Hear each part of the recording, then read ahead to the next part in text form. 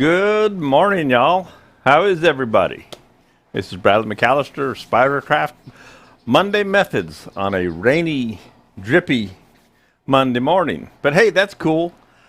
I have been one busy camper out here. I've been in the studio for the last week and a half. I've been doing, if you haven't been keeping up, I've been doing remodeling. I actually closed in the end of the studio and starting to insulate, changing things around a lot. Then I set up and I did the Woodturners Worldwide Symposium Thursday, Friday, Saturday. And then yesterday I had a special event and my compressor came on. So we'll kill that.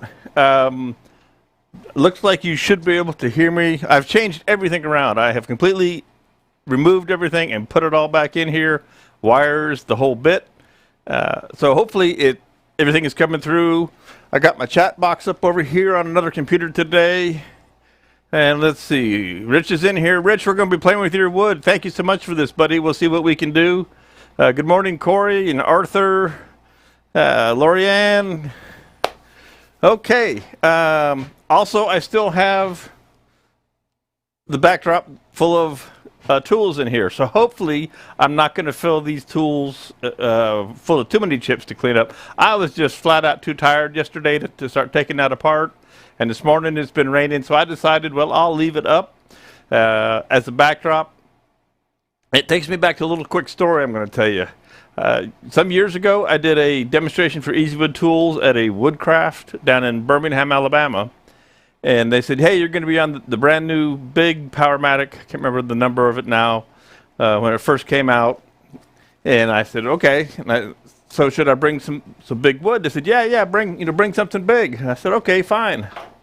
So I brought some 20-inch green blanks of whatever. And they put the lathe right next to literally a display shelf in their store, just like this. And I said, well, do you think this is the best place? Because I'm going to fill those, and it was all bins. I said, I'm going to fill those bins, with chips. Oh, it's perfectly fine. Not a problem. Just, you do what you do. I said, okay, guy warned you. And I proceeded to turn for the day with the demonstrations, turning this green wood, and I completely filled the bins with wood chips. And at the end of the day, the owner said, well, you did. Indeed, you made the biggest mess I've ever seen, but you also sold a ton of product for us, so it's okay. So I went away feeling good. That's my little story about having product behind you when you're turning green wood. Now, I don't think I'll make as big a mess with this today, but we'll see. We'll see how it goes. This is a piece of wood that Rich, Sim, you're here. You made it. This is, squeaky. This is a piece of wood that Rich Bulldog sent to me, and I cut it just a little bit ago. And it originally was, let me put this back together right. I made 3 blanks out of it. If I can get this to stand up. There's how it originally sat. And it's a limb, Rich said it's a limb off a tree. And so I cut it into this one piece, which my plan is, and my plans are always all loose, as you know. This, I plan to turn in a rough turn, because this is all green, for a lidded box. And then these 2 pieces, I took the second half and I cut those in half. And I think I will turn one end grain, possibly, and one in the face grain for like some ornaments or something like that. So I'm just going to kind of rough these guys out, and then we'll bag them up and let them dry for who knows until I get back to them. Hopefully, since they're so small, I can probably turn them to say a half, maybe 3/4 of an inch thick. So I need to leave 10% because this stuff, and I don't know, Rich, you can tell me how much this stuff moves. I know you said it's really wet, so I need to allow for this to warp, because all these items that I plan to turn out of it, I want them to be truly round when they're done. So I'm going to rough turn them, leave them big, put them in a paper bag, let them dry, and then we'll return them at another time. Now, the one issue that I do have concerns about, and we'll just work around it, is there is a split that runs down through, and here's the pith here. So it's not into pith.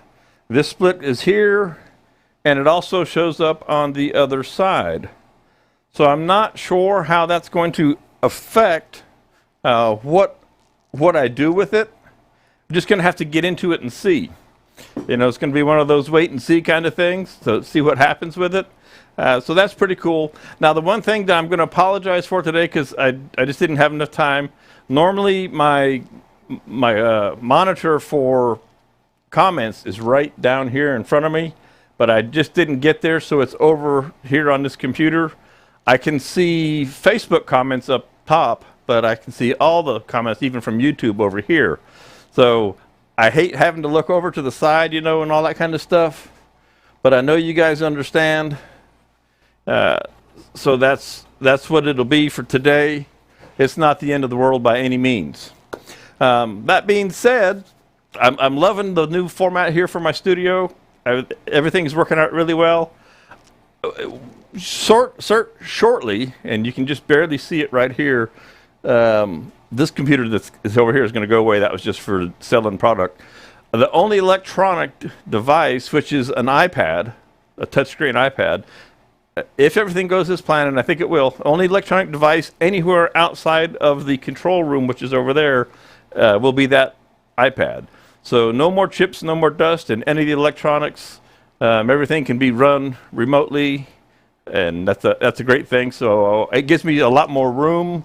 I'm going to be bringing in my big toolbox that's out of the warehouse. It will sit over to this side, so no more rummaging for stuff over in this old ratty cabinet. I'll have some more room over on the left-hand side, so I may lay this guy out differently.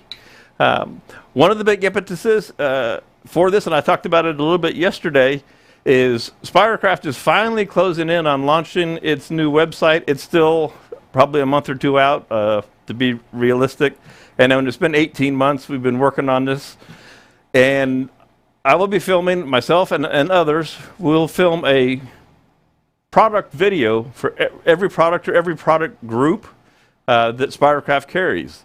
So I've got 500 videos to film, product videos. They'll be short, informational, educational videos on the product that Spiracraft carries. And so that's why this film studio really, I needed to flip the switch and tear it apart and reconfigure it to get it where it needs to be.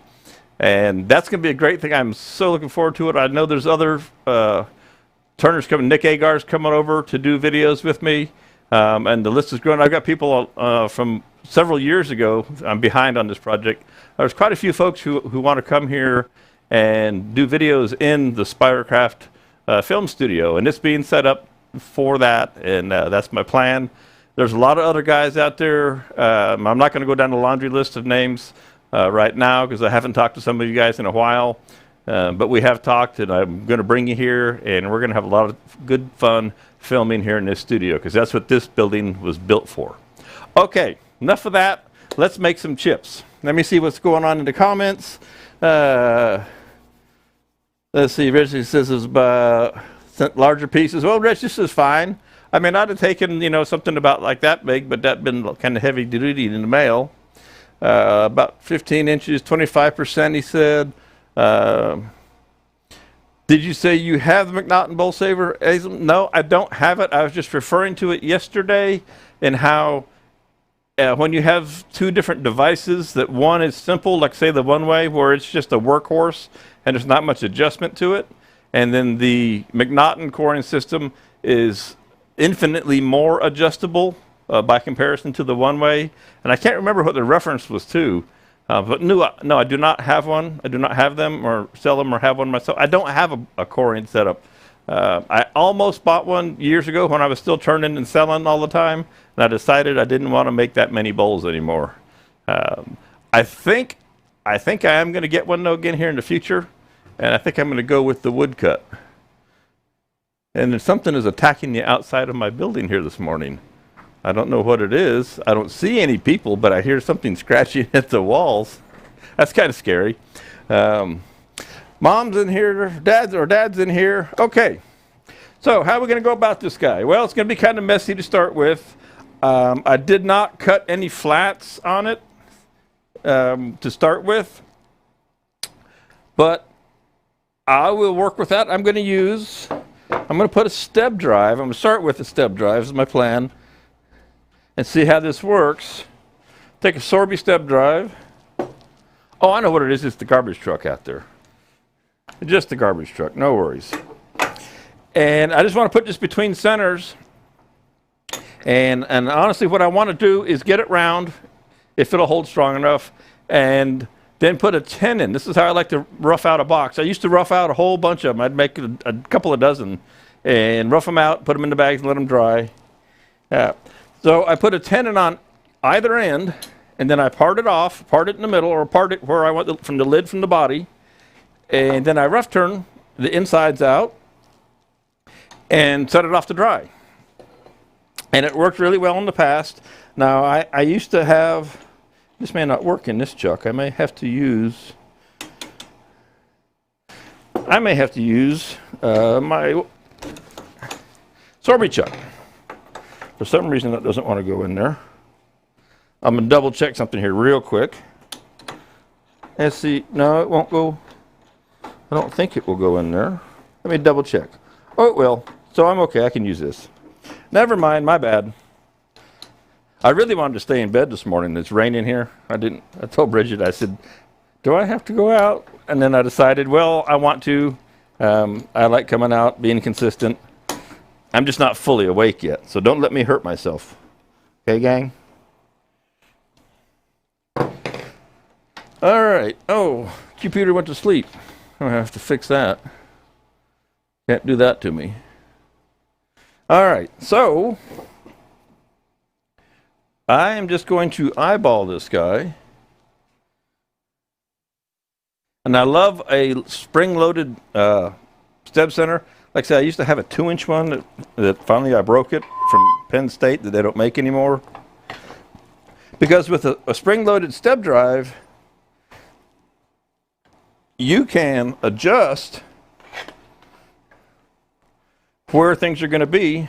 Get that all wound up. You can tell I'm not awake. Well, you can't see what's going on. I wound up my face mask in the handle. So I can push this in. I'll show you on this other camera because I'm zoomed in closer than I expected here. I can push in against the spring on the step drive, and I can move this end around. Both of these are showing a little far out. So I'm going to make a quick adjustment here. Let me snug this down, and I'm going to slide the headstock over. I thought I had this all worked out. You know how that goes. So let's just push the whole rig.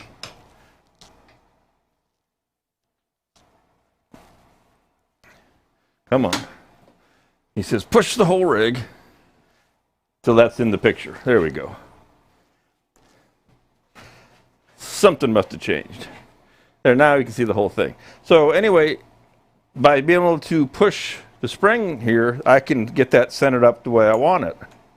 All right, now it's going to be kind of messy when I first get going on it. Hey, Luigi. How you doing? You become quite the star, buddy. I'm glad to see your work is fantastic. And my wife and I, we want to come to your countryside one of these days and visit. We've been looking at pictures. We want to get over there. And I can't remember if you're on the Italian side or the Austrian side, but we love your countryside there. And I'm really happy to see you doing so well in the turning community. Looks like you work really hard and you deserve it, and that's cool. All right, so I want to make sure everything is all good and snug.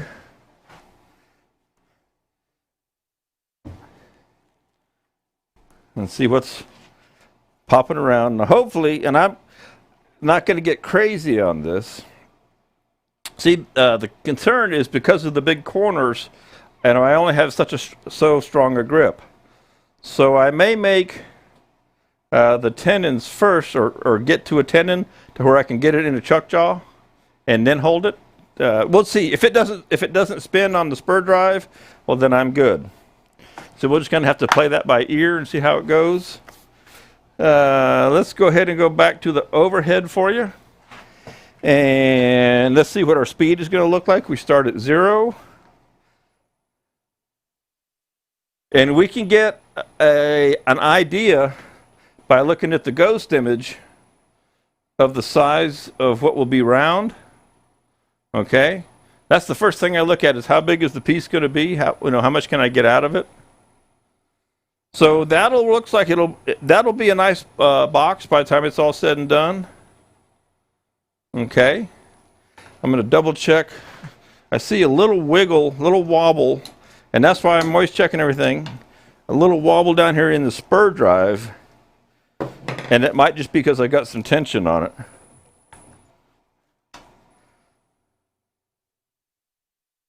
But I think we'll be okay. I don't want to have this thing zoom in and fly off and hit me, so I'm turning it at about 750 or so, and we'll see how that does. The other thing that I need to do, and I'm going to switch back, because my favorite tool for roughing something like this is actually my #1 hollower from Easywood Tools. It's got such a small, fine little cutter on it, and I've got a negative rake cutter on here right now, so I'm going to switch this back over real quick. So, ow. So while I'm making the switch, if anybody's got any kind of questions, pop them in there and fire away, because this will take me a minute or two to change this over. Jeff Peters, good morning, sir. Life begins at 600. Yeah. There's something to that. And my ice pick to clean out my cutter. And I'll flip this over in case you are new to carbide tools and changing out the cutters. The little screw is always full of wood. It's an Allen head screw.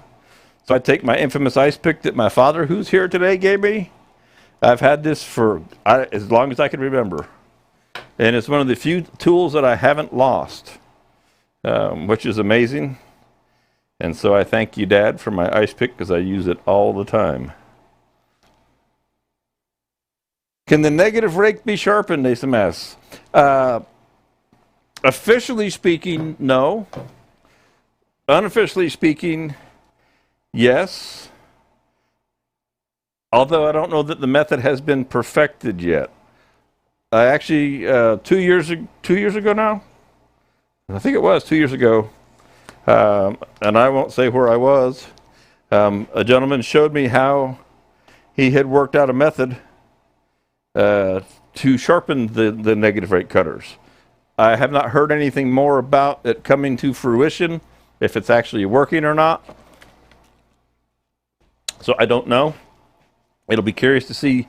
I'm convinced that someday somebody will bring out a methodology that, because you got to be consistent with that. Yeah, to keep the bevels all real good. And I'm going to go back up here. You shouldn't change these over a bunch of chips, and luckily my floor isn't full of chips this morning.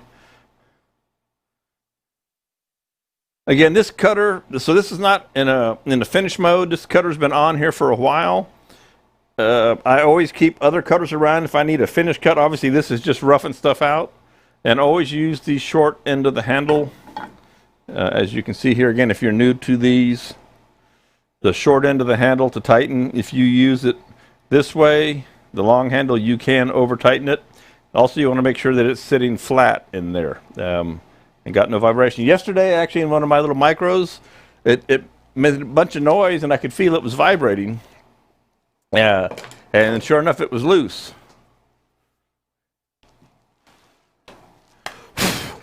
That's right, Jeff. They're only $17. So how many do you need, Jeff?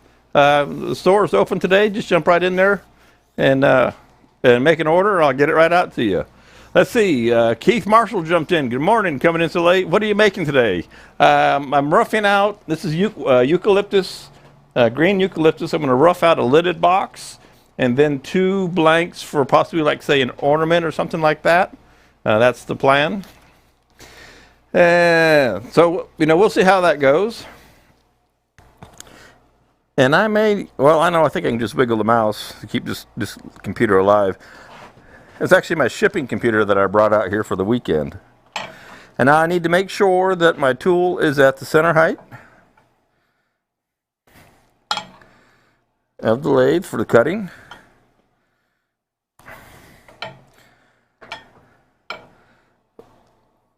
That looks pretty good. Oh, and I forgot to turn on I got the AC running in here now, and it's so much nicer with the ends closed in. And once I get the insulation in, I'll be really styling. But I got a fan right here that blows everything away from me. All right, and it looks like I can bring this in a little closer. Okay. All right, let's see how this goes. We're in the overhead. Good morning, Frank. Thank you for dropping in. Let's just kind of ease in on this guy.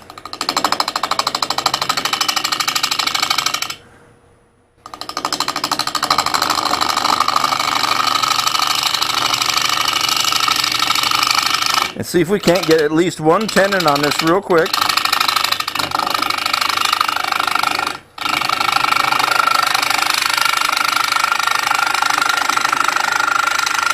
Might be easier on the top end, so I think I'll go up there, but this looks like it's turning okay.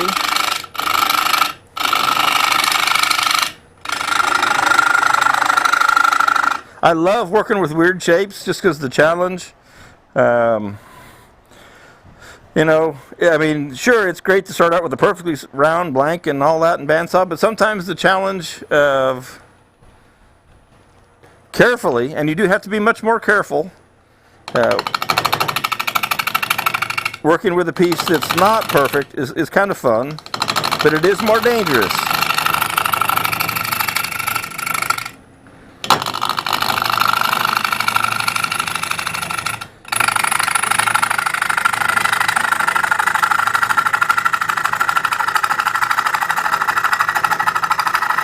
So you can see I'm taking very light cuts, especially now that I'm down here on the far end. So I've got all that leverage on against the spur drive on the other end.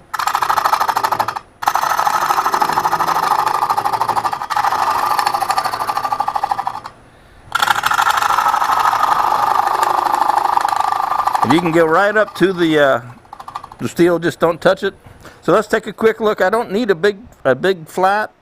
See, I'm getting some. I'm going to be making 1 3/8" tenons on this, so they don't have to be real big. I'm going to cut this a little bit more with the round cutter.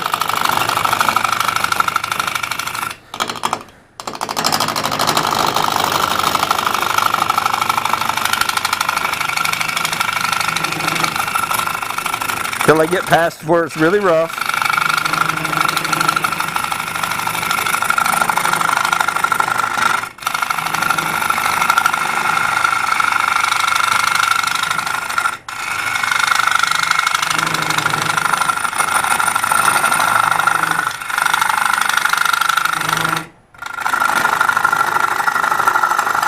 And I'm taking my time. I mean, I could bust that out a lot faster if I really, really wanted to go fast. But I'm really not in that mode today. So I'm not going to. Always take my time. It's a little bit better. It's always safer. I'm looking for another set of jaws here real quick. To check this with. I know Easy Wood has made up some jigs, and I don't have them. And I mean, they're a good idea if you like that kind of stuff.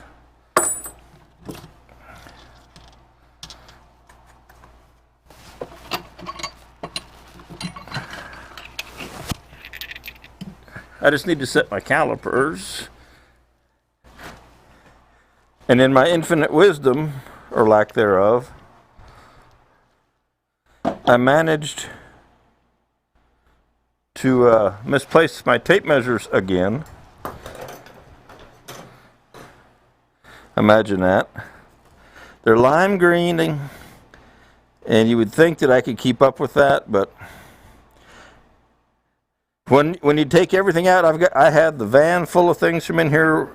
I got a Toyota RAV out there. It is packed full of pieces and things out of here. The workshop next door is full. It's pretty scary how I displace so many things. Okay, I've got my caliper set now. For that, I'm going to grab my square cutter, and I'm going to use the mini Easywood Tools mini tool, just because I don't need a whole lot of tool in here. And we'll make this tenon up here real quick. Let's see, Asim, do you go in at the center of the piece or slightly up or below the center line? I go right in at the center line. Go right in at the center line, Asim.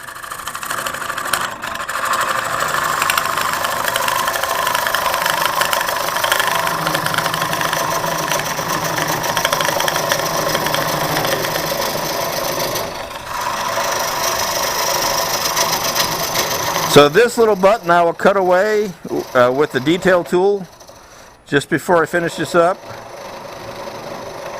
One thing I need to point out you need to be real careful of. See this knuckle right here on this finger? And you can see the ghost image spinning around. Well, it just barely ticked as I was leaning my hand over. And that was a bad way to have my hand set up.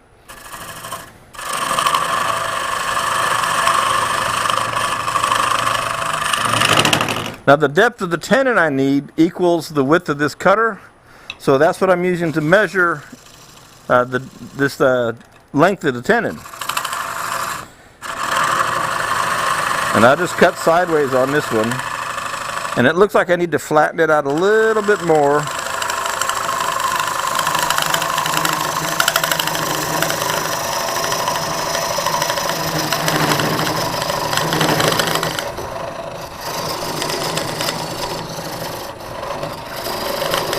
Which means I'm a little short now, so I'm going to, real quick, I'm going to grab my #1 hollower with the round cutter again, and I'm going to come back here and make another pass. I don't want to use the square cutter because it's so much more surface area. And there's my first spin, but I'm getting close here.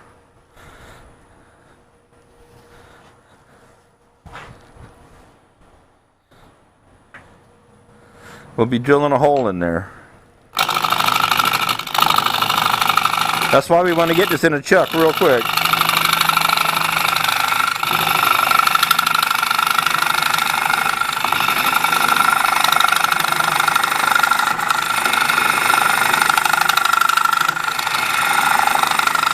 Okay, that'll be plenty big. All right, back to where we're headed here.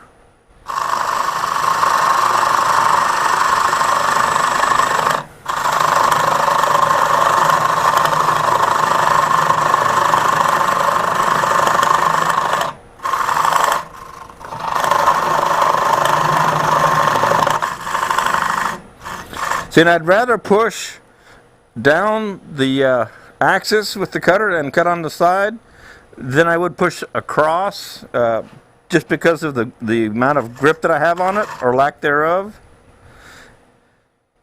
And if you wonder, people always say, how do you know when a cutter's worn out? This square cutter, and I know you can't see it in the camera, the left-hand corner right here is actually worn away. So I think it's time to replace this one. That's a good indication. It's actually not square anymore.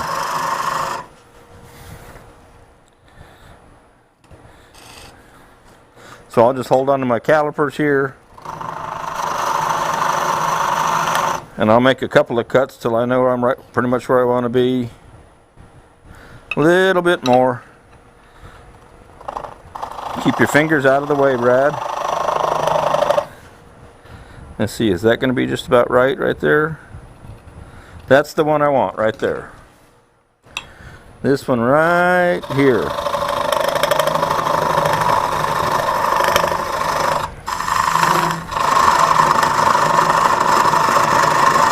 So be sure and remind me to change this cutter out.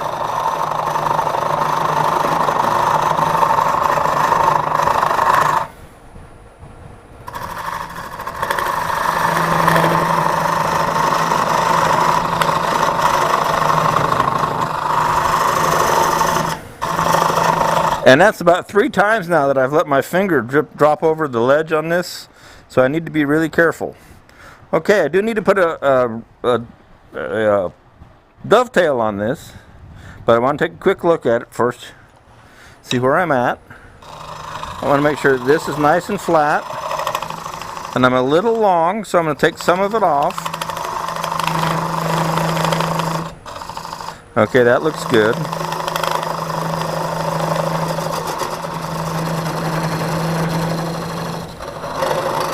All right, now I'll get a little detail tool. It looks like I'll use the Mini, doesn't have a negative rake on it. Stop and change my tool rest angle just a little teeny bit. I wish I had a light over here. I guess, I don't need that light so much on the tools. Let's see if I can't put some light on this subject and see. I don't know what will happen to the background picture.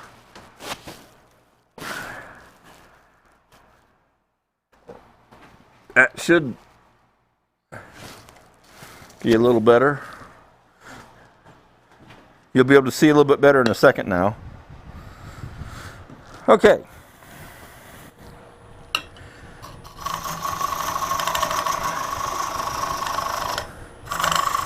Little 10-degree bevel.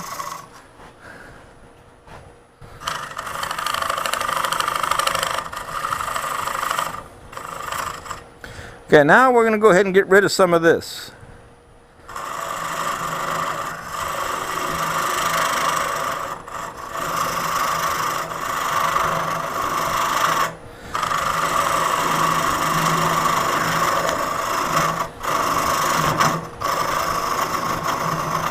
Now I don't know how strong this wood is, so I'm not going to go super small with it. This is the same way I take a tenon off often.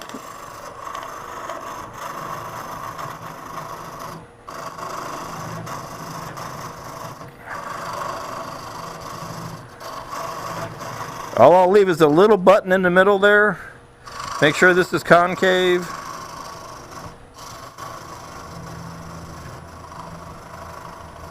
Because I know that will clear inside the jaws.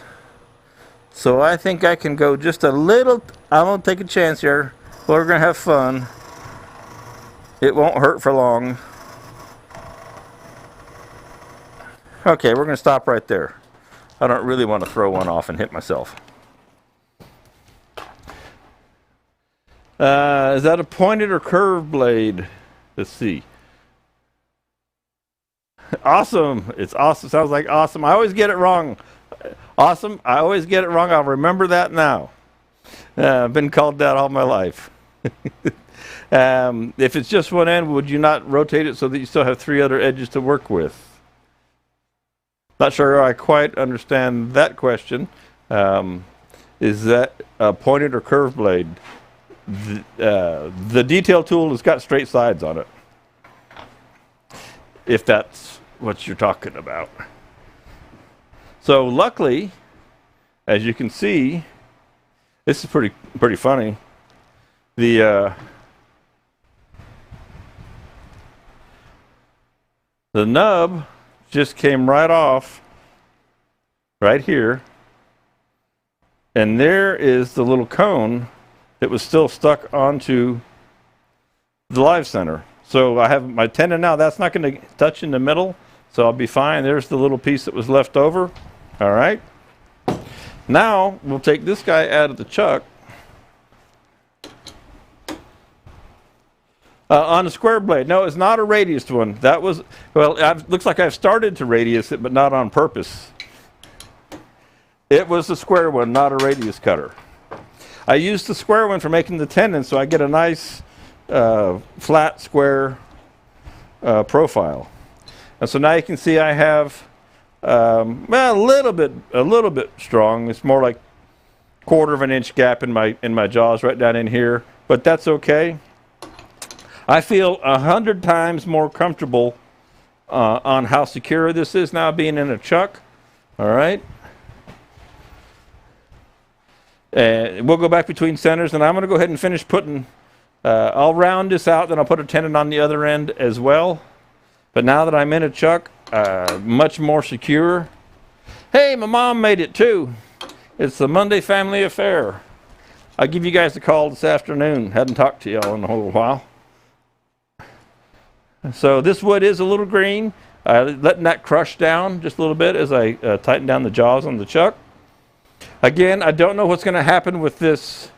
I mean, I know how I'm going to fill it if it stays there, but I'm not going to worry about it too much unless it looks like it's going to try and come apart on me when we make this round or open it up. But I don't think that it will. Now, one thing I want to show you that I want to do here, and I'll use my ice pick as a pointer. Here you can see there's where my live center was touching before. There's a good chance that if I bring the live center up right now, it may not line up in that hole. This may be turning on another center, and you can see that it's not perfect. And so it will make your live center try and wobble with undue torque on it. It would make your live center go back and forth because that's not perfectly centered anymore. So what I do is before I bring the live center back in and tailstock in place, I'll go ahead and cut that away just enough to make it where it gets a fresh new point. Okay? So we'll just get rid of that. Give it a new place to center up on.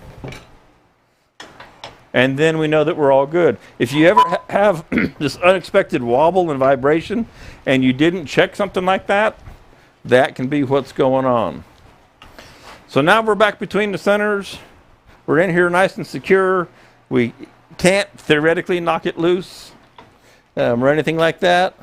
The tenon, do I keep it short so that it does not hit the back side of the chuck, or do you flush it? Awesome. The tenon is just shy of touching the bottom of the chuck jaws. You do not want, and I'll get the chuck jaw out here. You always want, and where am I at here? You always want your wood to be sitting up on the shoulders and just shy of touching in the bottom. If it touches in the bottom, then it won't be sitting on the shoulders and the piece can rock. And the way you can test that, let's see what I got hanging around here, is take a set of chuck jaw on your tenon before it's on the machine. And I'm trying to find the angle for this camera. And you can see that that is just by like a 1/16 not touching. So, and you can see how the dovetail matches. That's the other thing you can do. You can test and make sure your dovetail is the right angle. You know, with enough practice, it becomes second nature. So you can check with that your dovetail matches and that you have just enough gap there at the bottom that it's not touching. Yes, you'll get rocking. It'll drive you nuts. If it's touching like this, if that was touching and it's not being supported up here on the shoulders, it'll fly out of the lathe, it'll rock, and do all kinds of crazy things. Okay? I'm glad I was able to help you with that one today. That's a big one. The products are within easy reach. Yeah, but I can't use any of these, Jeff. These are all for sale. You know? But I get what you're saying. It's a nice look. I'm real happy with it. And I had fun doing the little videos of me talking here, and I put them on YouTube, not YouTube, but Facebook and Instagram with the backdrop. I was really happy with the way it all looked. So let's put this away.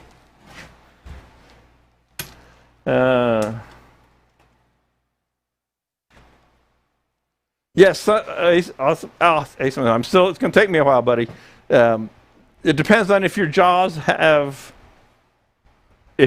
are dovetailed, or if they're straight up and down with serrations in them.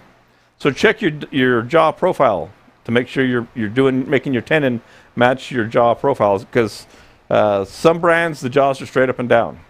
Okay? So make sure you know which ones you've got. All right, let's go ahead and fire this guy up. Back to the round number 1 cutter. Looks like I'm a little bit high now. And we'll make this guy round. And as it gets closer, the square corners go away. We will switch over to a larger tool. I'm trying to to a degree, stay away from my high-speed steel tools, but I will use them if I need to. The sharpener, the grinder's still next door after I tore everything out of here. So we'll see what we get here. Because all we're doing is roughing stuff out. And I have talked about this one before. Sometimes people question the use of carbide. Instead of sharpening and resharpening and resharpening and resharpening a $120, $150 tool, whatever it is, or $100 piece of steel, take these $15, $17 carbide cutters and wear those bad boys out. And if they're flat, you can resharpen them on a diamond stone, and it's really a cost savings. Yes, you have an initial investment, but you save yourself a lot of sharpening time by using these.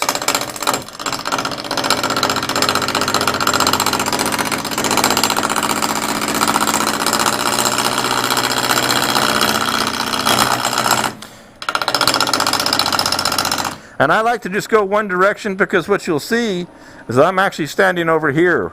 In the event that either a big chip was to fly off, or God forbid it came out of the chuck and came out from between centers, I don't want to be in the line of fire. Plus I don't want to get hit with chips and all that. And so the beauty of using a carbide tool is I can stand over here away from the piece and stay out of the flying debris coming off of these big corners.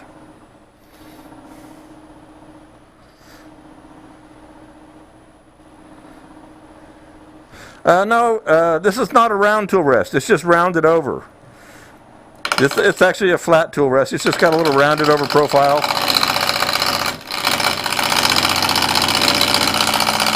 I'm actually hiding my hand behind the chips here. Or behind this tool rest, because these things hurt. So you'll see how I'm coming across, and I decided to put my hand underneath.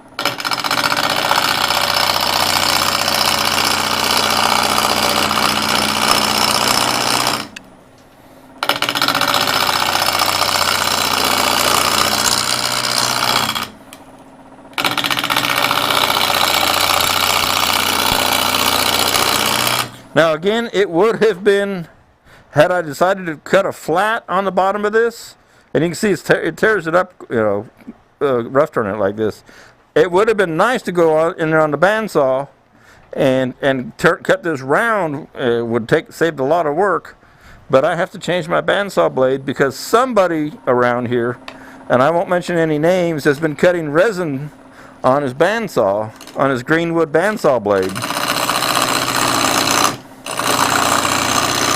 And it's getting pretty dull.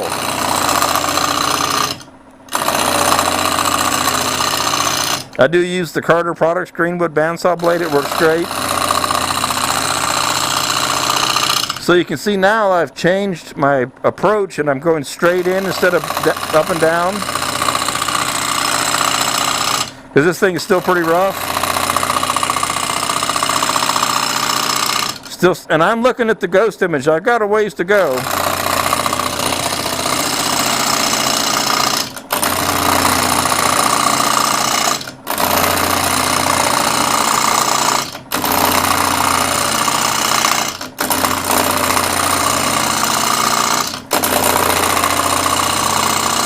Yes, I could use a spindle gouge here, but I still choose to do this instead. It's just me. Because,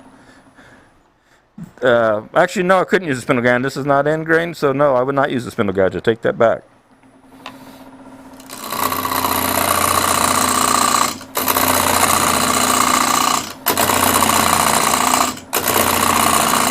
Forgot how it was oriented.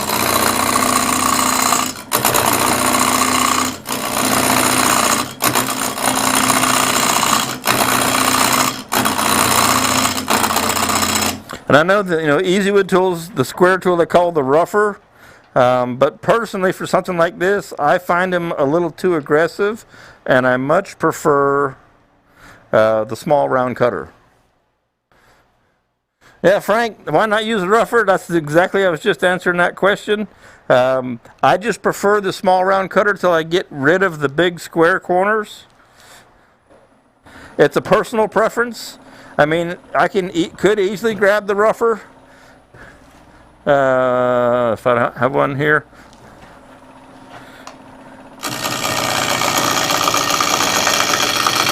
I just like my round tool.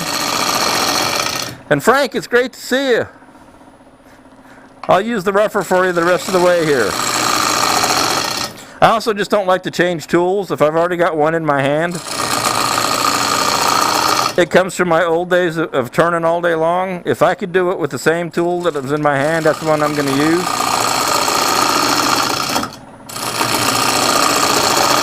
And even here you'll notice I'm only using half the cutter. I don't like to use the whole cutter. I think it's just too much material being cut. It's too aggressive.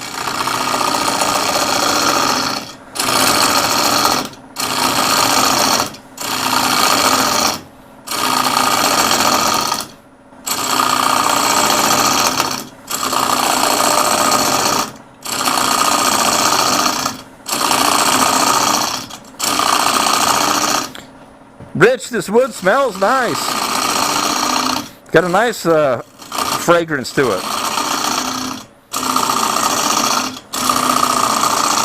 Doesn't smell like a wet dog.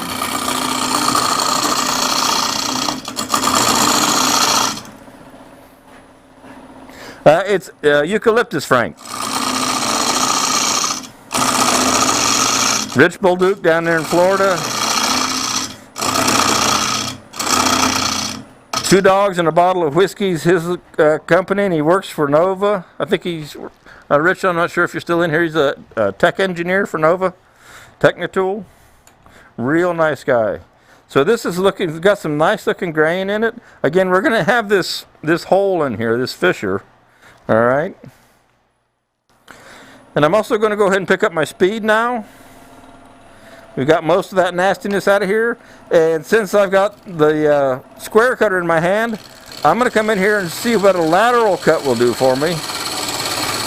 Because a lot of times I'll like to let the cutter ride against the first entry of the cut, and then just cut laterally.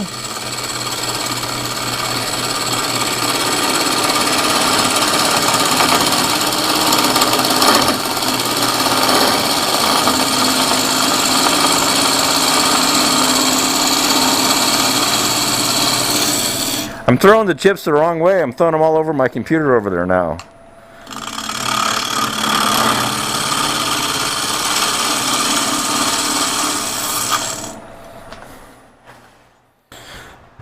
Just a little more flat on here. Now, it'll be interesting to see what happens with this pith eye in this guy, but if it's going to crack, I'm going to let it crack. We've got this one. It's already a given. I like the feature. I'll deal with the consequences if that does crack in the piece. Let's go this way this time.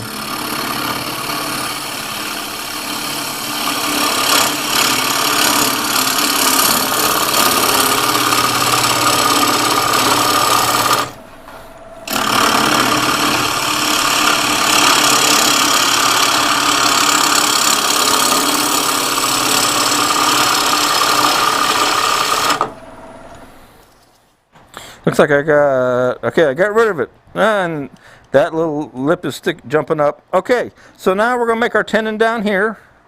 And since I already have my square tool that I use for tenons in my hand, that's what we're going to use. So let's clean this up. Go back to the end camera for you. CA the crack. That's a pretty big crack to CA. I do have some awesome epoxy gel paste here that would really do the trick.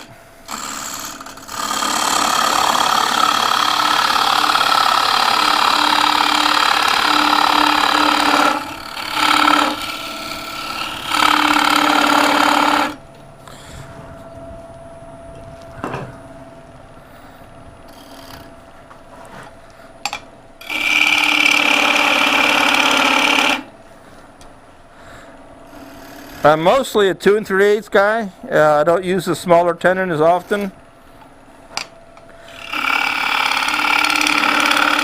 So it takes me a little bit longer to get right where I want to be.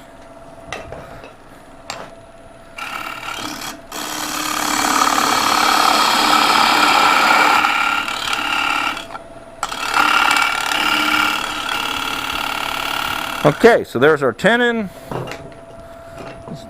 Put a dovetail on it.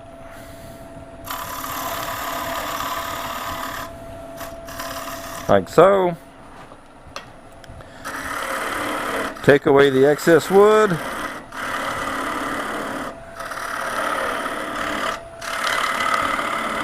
Make sure it's concave a little teeny bit. Take away the tailstock because it's not holding anything now. Take that right off of there. And there we go. We have our tenon now on both ends. So we've got a tenon on both ends now. Whichever end is going to end, we decide we want to make the top. Now that's going to be the big question. Which end do we make the top? And it says, Facebook says, sorry, we're having trouble playing your video. Well, I wonder why. That's no good. I can't see what's going on. Y'all let me know. I'm videoing from my film studio in Meadow, Georgia, here at the house. I built this studio specifically for this. Let me know, you guys, because what I'm seeing on my Facebook monitor says that I'm not showing. So I'm going to walk in the control room there real quick and take a look, and I'll come back and see what you guys say, because there's a 20-second delay here, and see what the dealio is, if I can figure that out. Let me refresh the screen.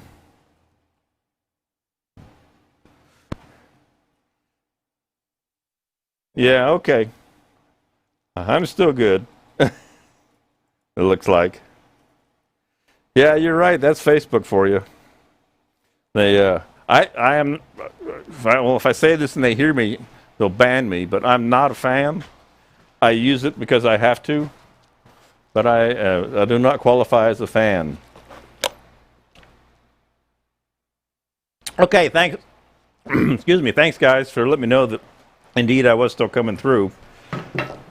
So, the question is pith on the bottom, pith on the top. Art says put the pith down on the bottom, with the larger grain rings on the top, and the hole would be in the top, the crack would be in the top.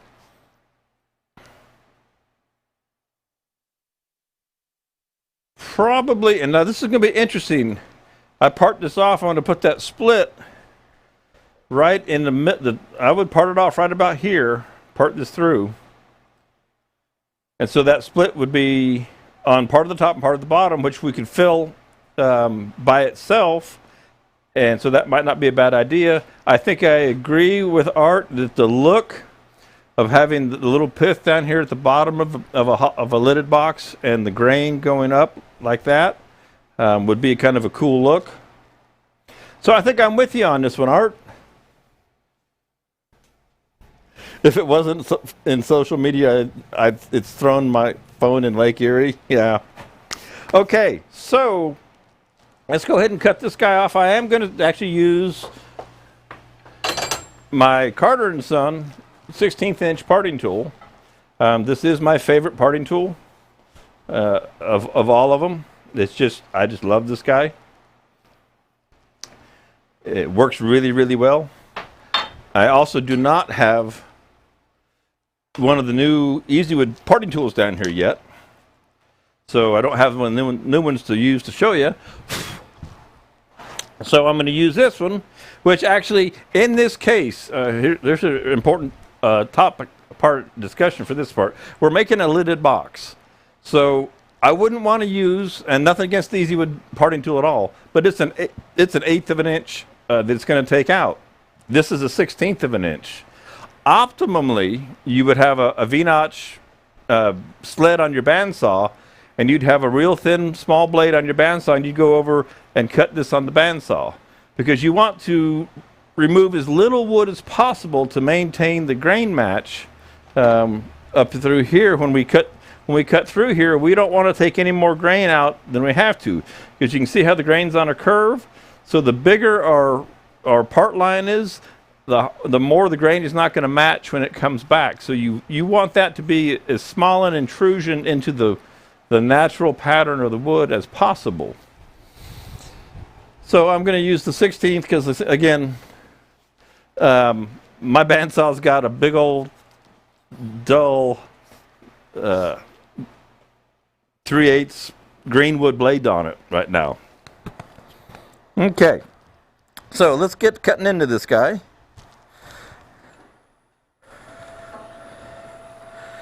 And raise that up just a fuzz. And again, I'm just gonna, I think, I'm gonna just kind of go right about in there.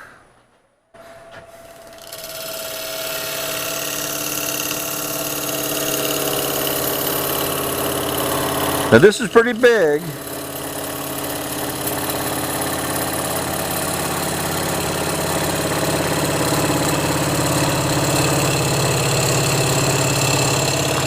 And I'm going to try not to make any relief cut if I can help it. It looks like I'm going to have to because this blade does flare right here. So I don't know that I can get all the way through this without... The bandsaw would be the best choice, without question, to take the smallest cut out of this. Because you can see here how much we've taken out as it is.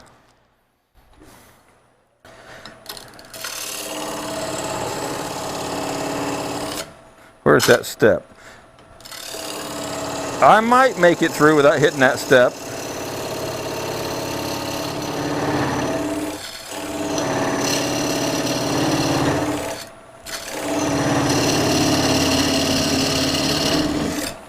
Getting close, I'm going to turn the speed down. Get tailstock out of the way so I can hopefully catch this guy without too much trouble.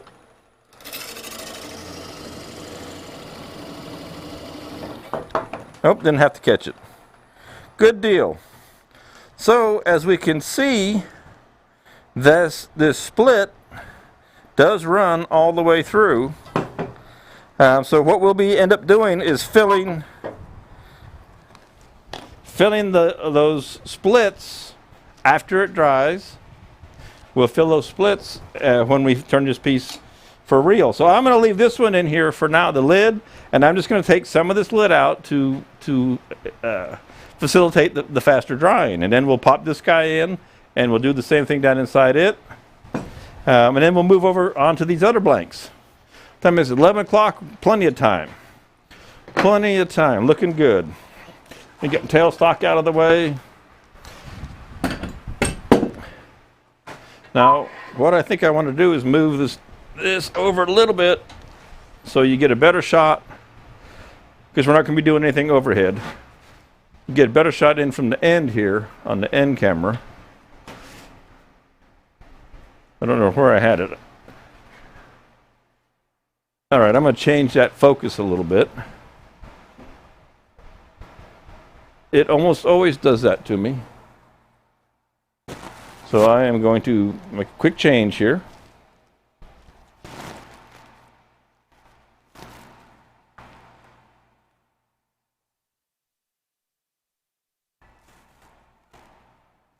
Because I have found that if you let these stay on auto, and they won't stay, it can't stay in focus when it's spinning. So what I have found works for these are old cameras I've had on the road for years. As I go ahead and let it autofocus, I know this is more than you need to know. And then I switch it over to manual focus and it locks it in right there. And that should be focused nicely, and it is. So now we have a nice focus on the end of the piece. Let's see. You could use a Japanese draw saw. Indeed, you could. There's a lot of different things that you could do to do that. That'd be really, really thin. Rich, what would you fill them with for now when hollowing? Nothing. I don't think it's going to be an issue, Rich. I'm going to leave it thick enough. I don't think that it's going to come apart in any way, shape, or form. Epoxy is what I will fill it with once it's dry.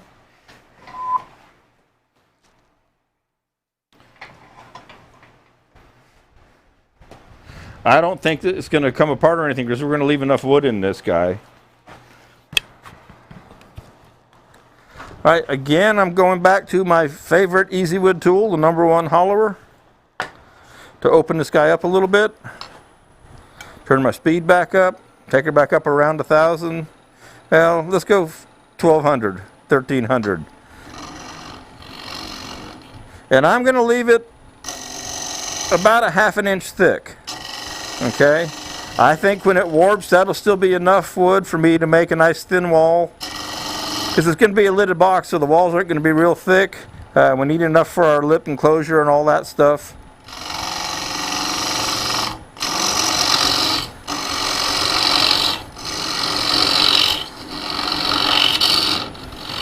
So I'm just going to run right down the middle of this guy like a drill bit. What I do want to make sure is that I make it uniform thickness.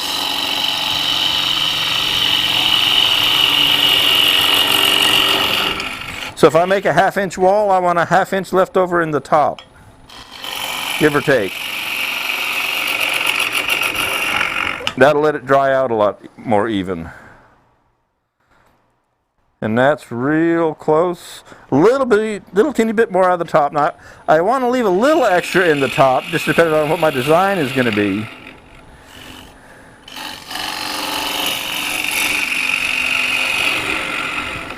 But that's all we've got to do for the top. That takes care of that.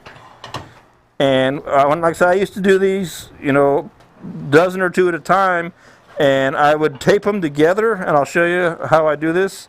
After the fact, I would tape them together. Come on, computer. Mary Alice, good morning. Can you believe it? I'm out here again. I guess I just can't get enough. I tape them together tendon to tendon, end to end, so they stay as a unit, as a set, and are able to dry nicely. And I would just have a bag full of them. And when I needed more boxes for the art shows and whatnot, I would just open the bag, pull out a couple, and they'd be dry, and I'd finish them up. And I would do these also if you are ever interested in doing little art and craft shows and the county fairs, any kind of art and craft show where you can get electricity and take a mini lathe. If you'll take roughed out, dried, lidded boxes, they're simple and quick to finish, 15, 20 minutes, depending on how much you talk. And the people can watch you make that piece, turn it, sand it, do an abrasive paste to smooth it out, put a finish on, a wax finish or whatever, and you can hand it to them. They can buy that from you for $25, $35, whatever you want to get out of it. And they watched you make it. And it's a huge selling advantage. I mean, I used to do them every weekend for years, and I would sell these things like crazy when you could get electricity. Now, if they want $100 for electricity, it cuts into your margin pretty good, but a lot of times it's like another $10. And if it's $10, then always take a lathe if you're going to be selling. Bottle stoppers, spinning tops for the kids, you can bust those things out, one after another. $5, the kids watch you make it, and you spin it on the floor. Mom gives you $5, everybody's happy. You pay for your booth fee. You can pay your $50 booth fee with them. It's pretty cool. So that was tight, and I'm letting it squish down some more because it is green.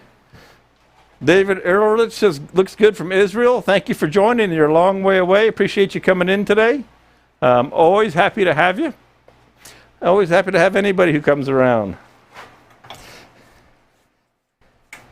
Yeah, Mary Alice, I debated literally until I was eating breakfast this morning if I was going to come out here or not, and it was pouring rain, so I decided, well, I can't do anything else. I can't unpack this and take it away and put it back out the warehouse. So I might as well go out here and turn this wood from Rich while it's raining and just have a little fun. And so far, I haven't made a horrible mess back here in the back, so life is good. Now, I am going to catch up on my NASCAR today because it was on at 7 o'clock last night, and we were watching some other things together last night at 7 o'clock. So after lunch, after my obligatory lunch from this, I'm going to go watch some NASCAR, package up a few things to get shipped out. I actually had a great weekend. with the symposium and yesterday's event, I even forget what I called it. The live product demonstration, something live interactive product demonstration. I had 50-something people come into it. It was great. I had good discount savings. I'm going to do it again. I already had the booth here. It was a good deal. Had a lot of fun. I hope everybody who attended and that's here had a lot of fun, enjoyed it. Okay, so we're looking here to go inside this, maybe just a little bit back up. Now, after today, I'm going to kind of tear this place apart again and continue on the work with the insulation, headed for the drywall, all that kind of good stuff. All right, there we are there. I'm going to check this one more time. There you go. So we'll have a little more leverage. And this is all rough out here, and I don't really care. It looks like I do need to move this back just a little bit now. All right, and so let's go to the end camera for you guys. Face mask for me.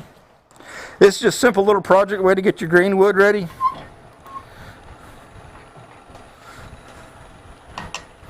And we are on the end camera. And we'll just buzz right down through here. You can do it with a bowl gouge if you want to for a while. It does get to be hard to reach after a bit. So I set my wall thickness right there. Ah! And I broke the tenon off. Well, don't that just beat all? So, Rich, this wood is only so strong, and I was leaning on it really hard. I really was. I was leaning on it really hard. So here's what we're going to do. Not the end of the world. How do we recover from this, right? Oh my God, I broke the tenon off. What do I do? We just put another tenon on it. We're not going to lose anything here. This big crack probably maybe helped the tool grab a little bit. But what we'll do is we'll just chuck it up in another set of jaws the other way, and we'll put another tenon on here, and we'll keep right on cruising. We've lost a little height off the bottom, but that's 3/8 of an inch. It is not the end of the world. Yeah, no. If it hasn't happened to you yet, it will happen to you one of these days. You know? It's just part of the turning world. It comes with the territory. And a lot of turning, that's one of the most important things. And sometimes people think that's a little strange when I say this, but I actually like, in certain ways, for things to go wrong. Out at the woodworking shows or even here, when something goes wrong, because it happens to everybody, I don't care who you are. Go ask, well, I won't throw all the big names, that doesn't matter. Go ask anybody who's been turning for a living. It happens. It happens, it happens, it happens. And the key is being able to figure out how to save it, or sometimes you have to turn it into something else. Well, okay, that's all right. It's not the end of the world. But you recover from whatever didn't go the way you wanted it to, and you keep right on going. And there's another old saying that nobody knows what the piece of wood looked like when you started. Okay? So we pop that right in a set of 3.5-inch jaws. It turns real true. That's all good. I'll show you in the overhead there. So that's just right in, and that's the beauty of the EasyWood Tools chuck. Now, yes, if I had all my other chucks laying here, I could have changed over to the chuck that had the 3.5-inch jaws in it. I could have done that indeed, but I didn't happen to have it here. And you saw how long it took to change jaws out. So we'll just put another tenon on here, real quick, like.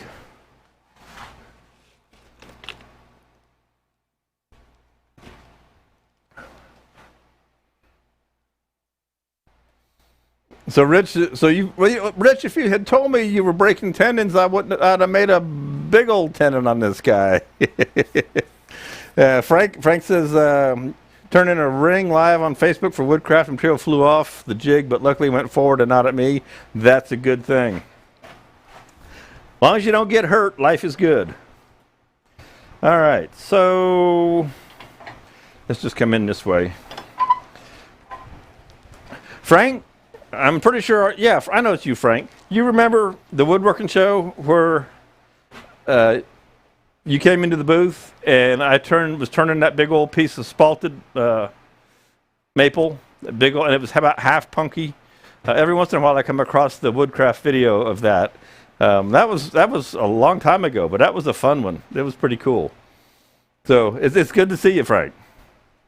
All right, let's get back to work here. All right. Another quick tenon. I guess I should go to a 2 3/8 inch tenon, huh, Rich? Let's do that. Let's change tenons up since we have the opportunity to make this a little bit bigger, since we know that it's a little weak in the strength department. Dick Gerard, good morning.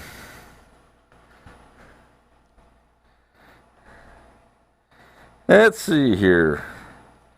Since I can't find my tape measures anywhere, I'm just setting my calipers for a bigger tenon, so we hopefully don't snap the next one off. And do we have enough wood? Yes, we do. We have enough wood for a shoulder, then that's all that counts. Okay. Am I right level? Yeah.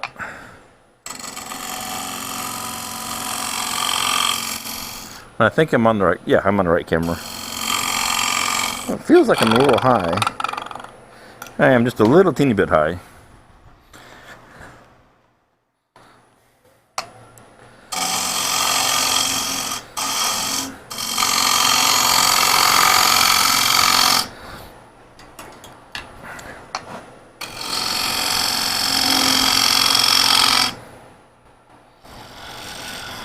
See, that one I've made 1,000,000 times.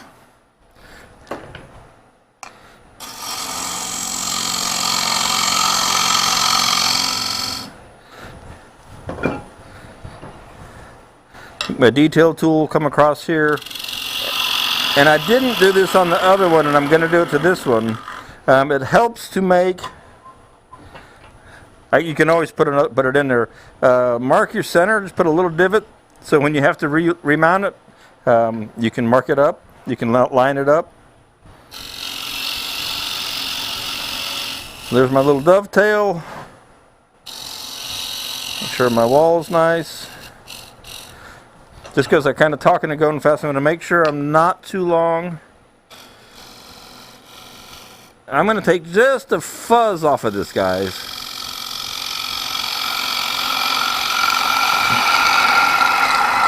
Because I run them pretty close there, and I don't want it to be too long. There we go.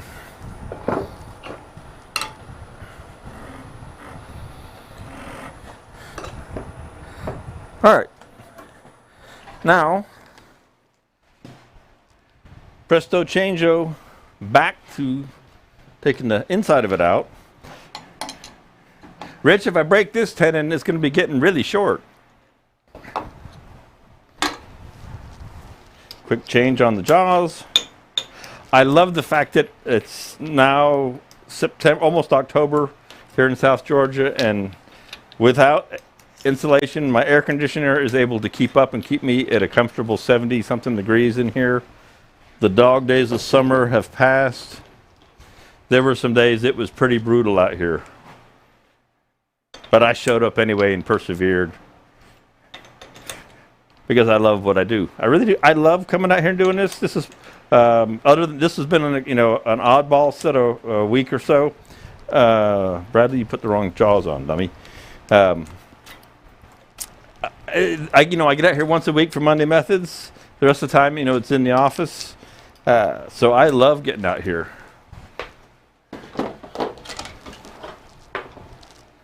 Talking and not paying attention to which jaws I'm putting on. Frank, yes, that was in Columbus. That was in Columbus, Ohio. And somebody also needs to clean out my chuck jaws. I don't know who's gotten them all dirty like this. There's some wood kind of embedded down in the bottom corner. So again, I'm going to take my super handy dandy ice pick. I can't live without my ice pick.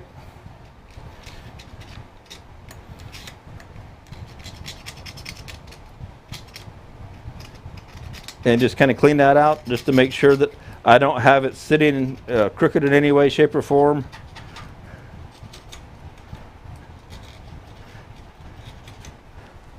Easywood has kind of said to me that, and I asked him, am I one of the harder people on your stuff? I said, yeah, you're pretty hard on it. And I do, I just use it. I run it hard. That's why they send me stuff to test. It's out now, the big Pro hollower, the Pro size of the #1 hollower. I tested that for a while down here for them. That's a good tool. If you want to do some bigger stuff in that form, using that format of a tool, it's a great tool. I gotta get those into the store. Like I say, I'm changing the store over. I'm trying not to put a bunch of effort into the old one, and the stuff's in the new one. Okay, back to our end shot there, and let's see if we can't not break the tenon off this time. So that cut into my time quotient here a little bit, but we'll be okay.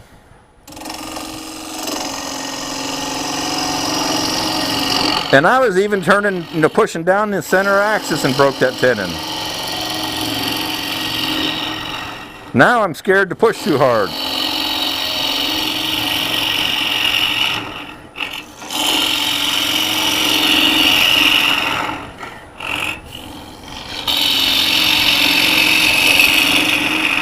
Again, I love this tool because it has the small cutter but a really thick, stout shaft to it, and lets me reach 3 inches over real easy like.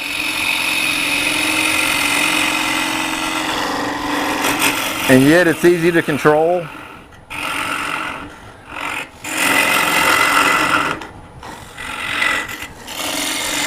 So again, uniform thickness of the wall and the bottom.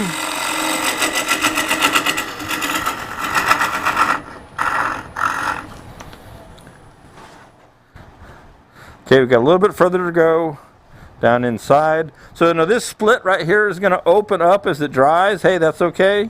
Once it dries and it's wide open, we're going to fill it with epoxy.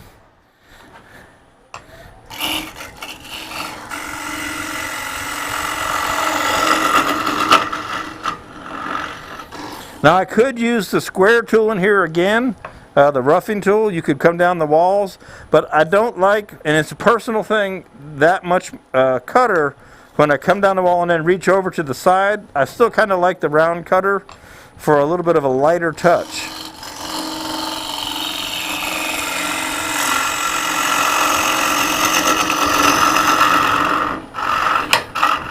And I'm just roughing this out, so I'm not worried about the finish or anything like that. So probably one more pass. It looks like I'm about 3/4 of an inch, maybe an inch. So I got a little bit more to take out of there, out of the bottom. Just a couple passes.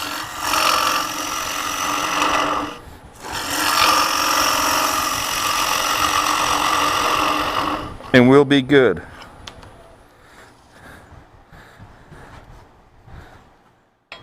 I use this real fancy measuring device. Okay, so that's about where I want to be.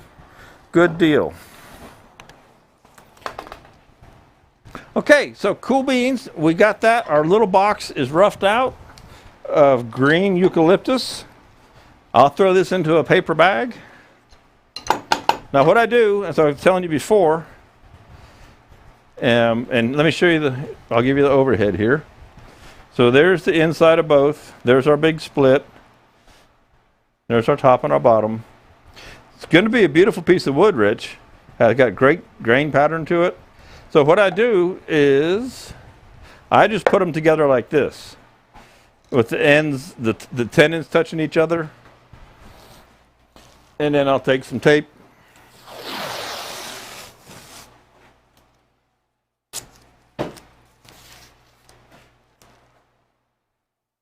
And just tape them together.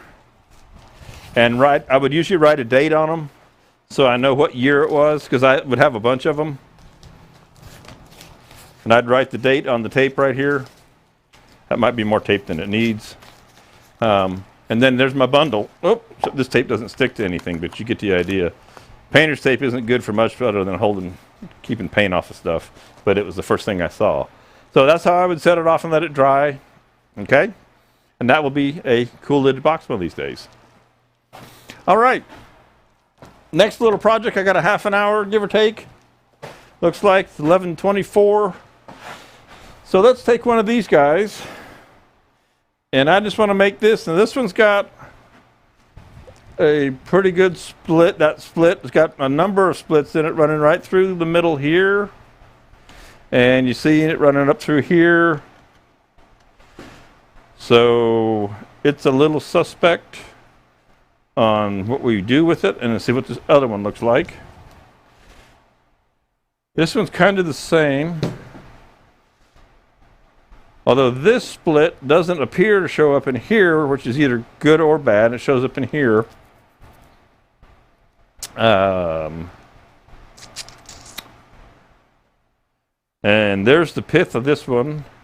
So I'm just trying to think about, from a design standpoint, what I would want it to look like. Because like I said, I was thinking about making ornaments out of this. Now this,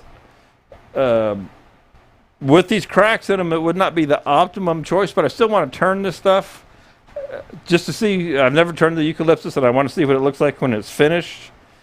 So I'm going to, chance this a little bit and kind of rough these out. If it starts to come apart, well, I'll have to give up on it. That's just the way it is. So this one... They're both about the same size. I'm just kind of mumbling to myself here for a second as I think. What I want to do one of them end grain just for fun, and I want to do one in the face.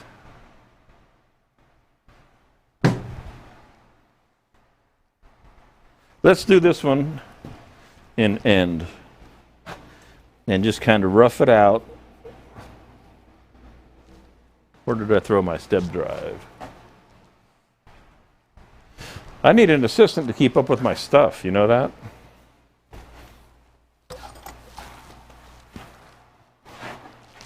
Go back to here. Somebody needs to keep up with my stuff, because I sure don't seem to be able to do it.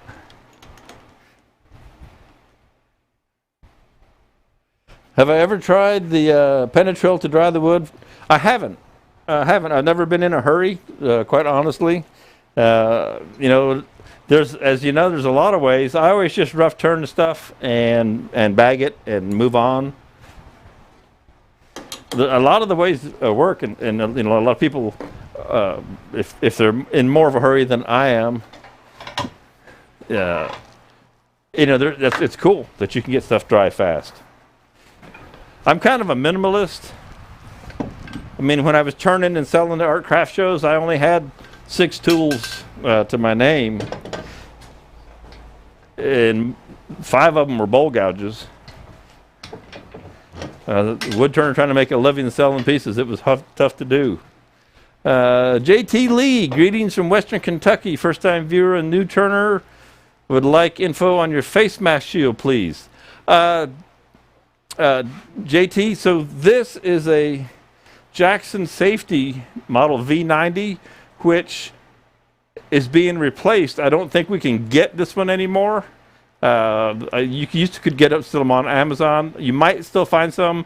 They're being replaced with a new model, and I don't know the number off the top of my head, and it's not available yet. It should be out in, they say, late September, early October, and the difference is this one is solid, and the new one hinges right here, and the goggles stay on, and the face shield part flips up.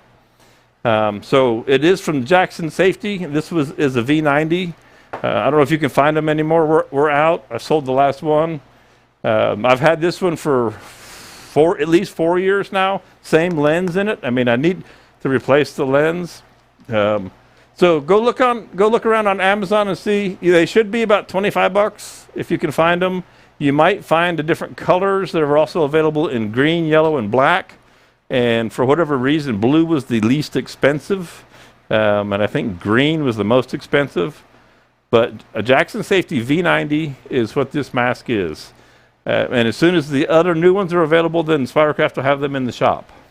And hey, appreciate you coming by and being a new viewer. I hope you enjoy it.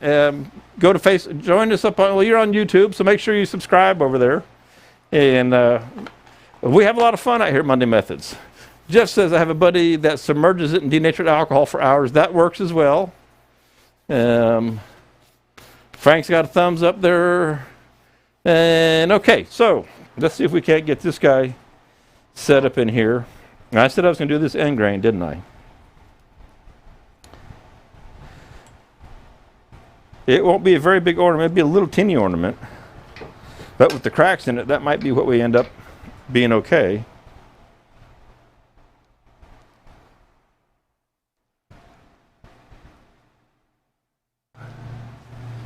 So I need to get this back a little bit more centered on my, come on, back up. A little bit more centered on my spur drive.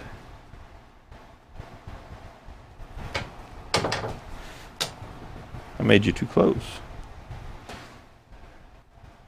And I'm just kind of eyeballing this.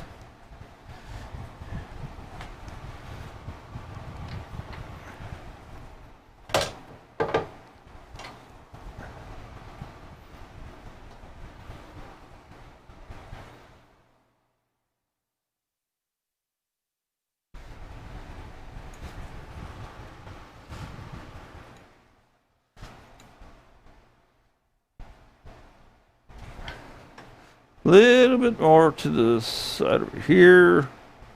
This is kind of a wonky piece. Get your finger out of there. So it's not going to be very big around, but it'll be all right for a little ornament. I think.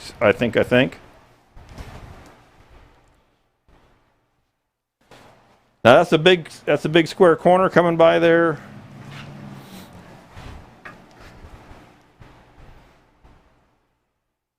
Let's see how this goes. Are the face mask colors functional or decorative? Decorative in that the lens itself is clear, so it doesn't make it. I don't know why they would charge more for the different colors of the rest of it, but the lens is clear, or it may have maybe a light tint to it, but not really much of anything. All right, this is a funky piece. Let's see what we can get out of this guy. And I'll go to the overhead. Let me adjust this. Again, it's easier to move the lathe now that I got it all locked in than the camera.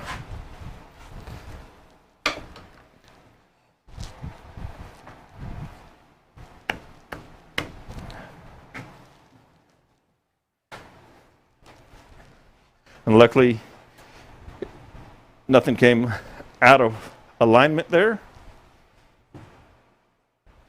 And let's see how this turns. Okay, not bad. And actually, looking at the round that I see in there, it looks like it's maybe 3 inches round.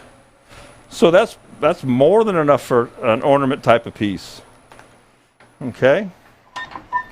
So let's get after this guy.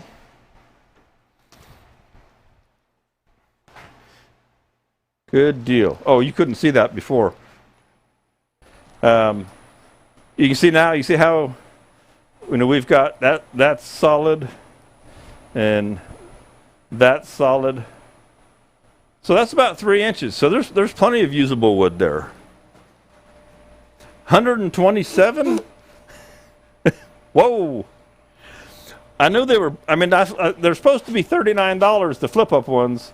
So somebody's trying to gouge the world that has some. We'll work on that, Mary Alice. That's a crazy. That, as they say, that's a crazy. Okay. Again, I'm going with my little round cutter for a light cut to start in on this guy, because I got a big old crazy square edge.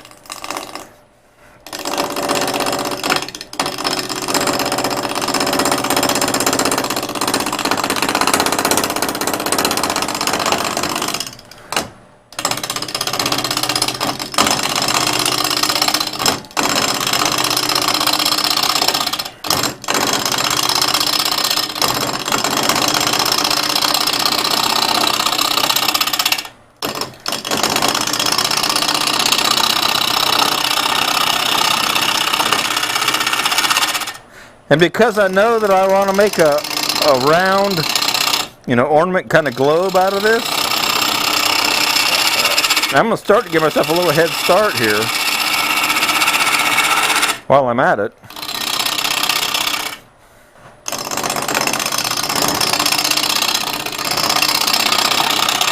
But we'll put a tenon on this end, and then I'll make this into a sphere or sphere-ish. I'm not going to try and make it perfectly round. I want to leave myself options for when it's dry.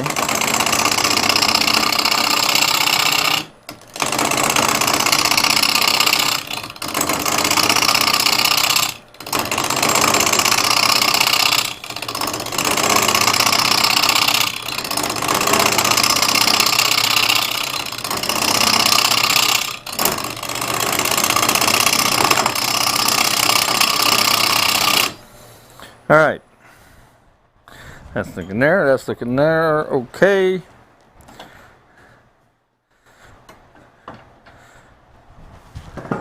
We'll use rougher for Frank. If you're still here, Frank, this is for you.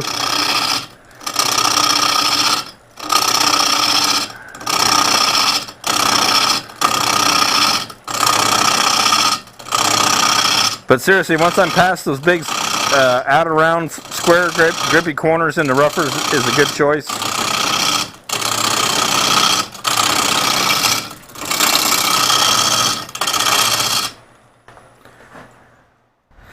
All right, almost round. Doesn't have to be perfectly round. We're going to put a tenon on it and turn it again. But we can come down through here.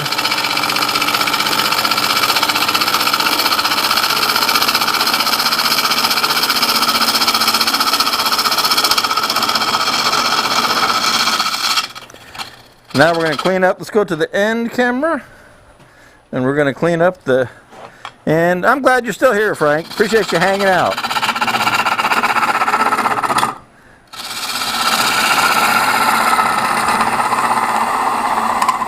So we're going to make it a little tenon on us. Now I'm going to have to remember that the tenon strength is an issue. So we're going to stay with the larger tenon.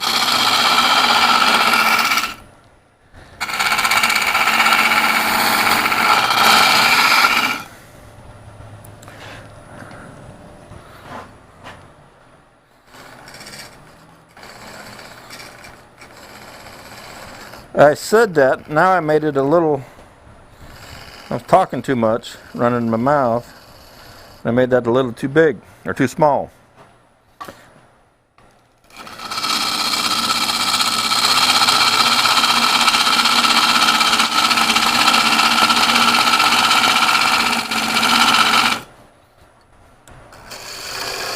I forgot that I had changed my mind there for a second. There we go.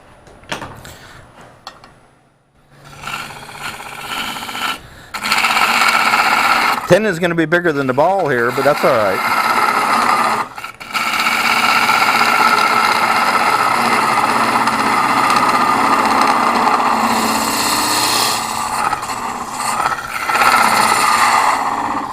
Okay, switch over to our detail tool.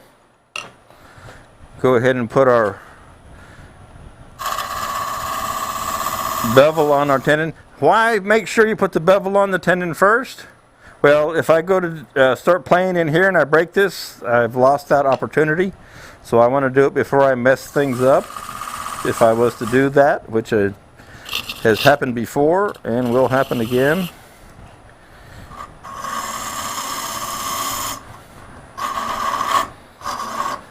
Move this tool rest in a little bit. This is the little tool, little mini, and I was getting a little too far over the tool rest there, and I could feel the tool wanting to pull down. So I get my leverage back in at an appropriate place.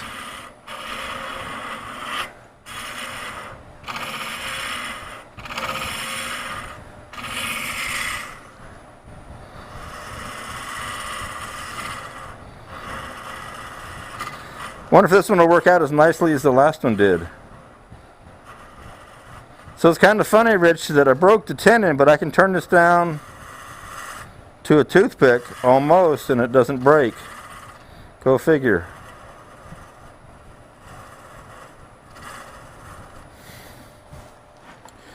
Okay.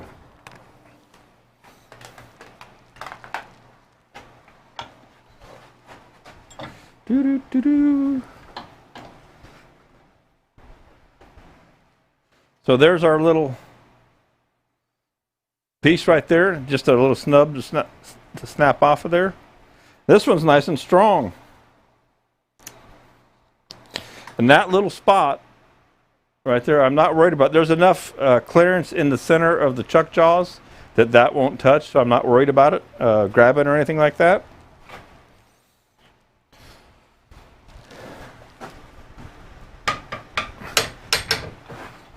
We don't need this anymore.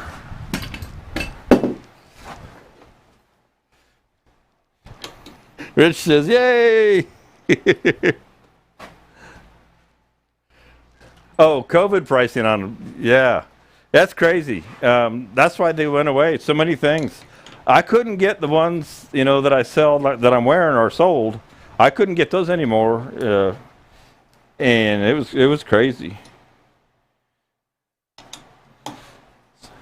So I'm just going to kind of make this into a sphere-like shape and then hollow it out.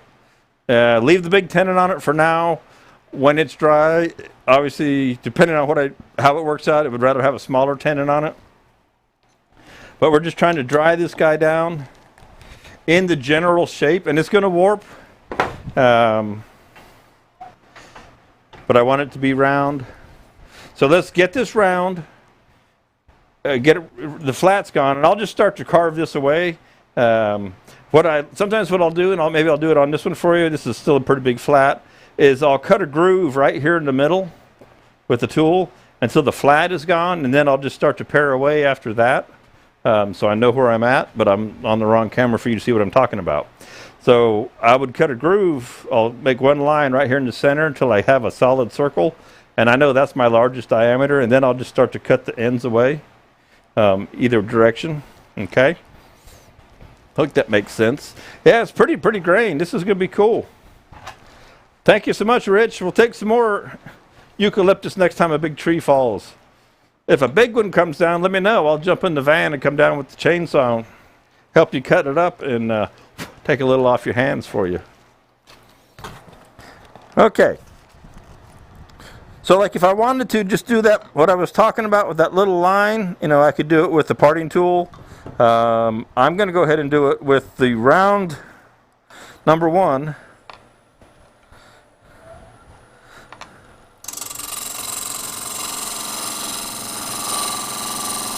And this will tell me what my maximum diameter is. Saves me a lot of work. You can pretty much feel it. It's almost there.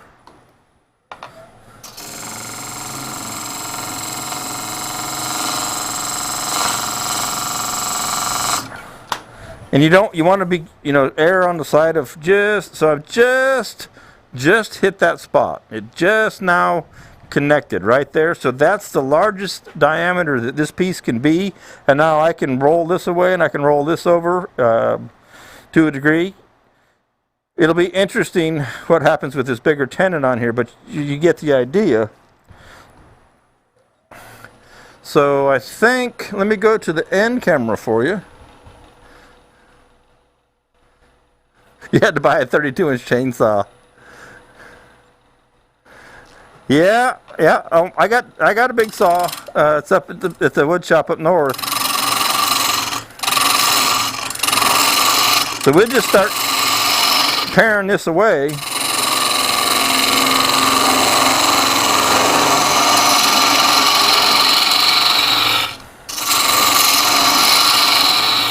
Now, I've been on carbide all day, but since we have the opportunity now, let's take just a good old little bowl gouge here.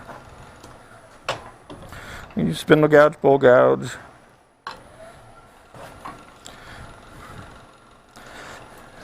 I don't want them to feel neglected.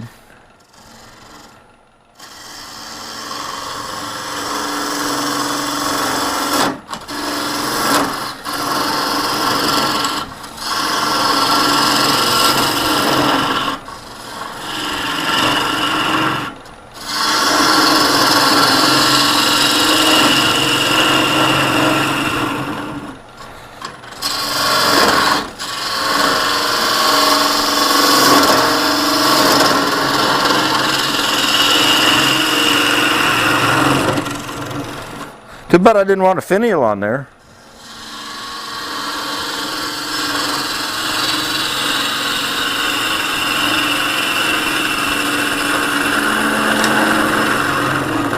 And we just come right on around that guy over. And it's just a rough shape because we know that we're going to do something else with it later on.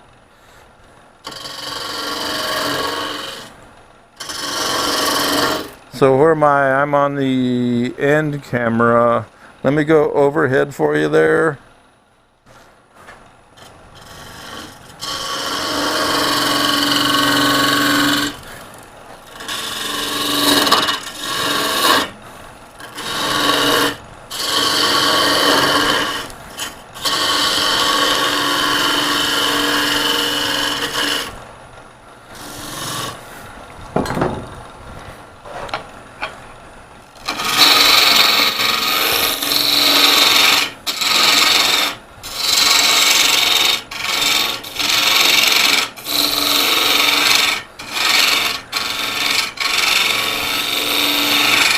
So what I'm trying to do, I'm going to leave this kind of big right now.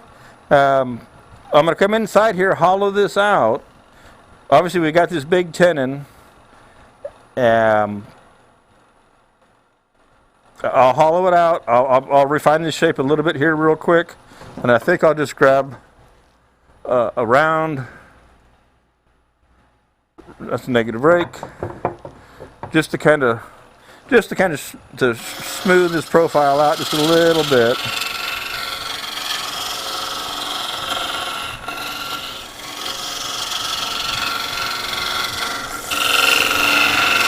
If this dries in time, maybe I'll make this the Christmas ornament that Easywood Tools always ask me for every year for their office, and I never get to it.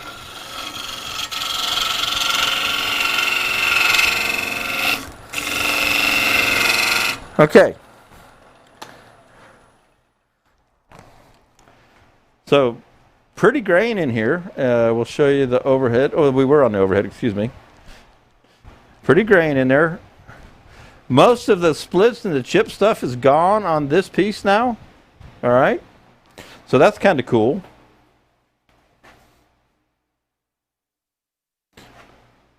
Yes, Frank, these are the Jackson safety goggle face masks called the V90. But I think they have discontinued this and replacing it with the new model.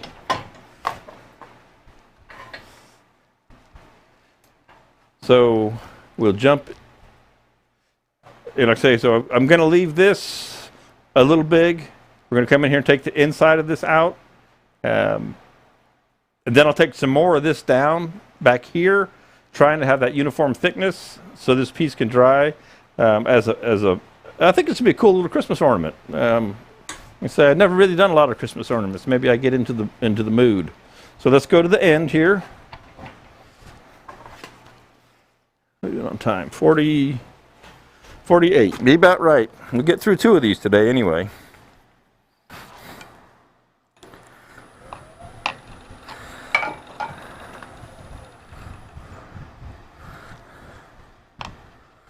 It's got pretty grain. That grain rolling across the top is pretty nice. Again, like I said, I've not done a lot of ornaments. I took my first only ornament class years ago at a club in North Georgia, the Apple Ridge Club from Dick Singh, and I had just started turning, and I never went much further with ornaments. I know my dad. I'm assuming you might still be in here, Dad. My dad used to make a lot of these.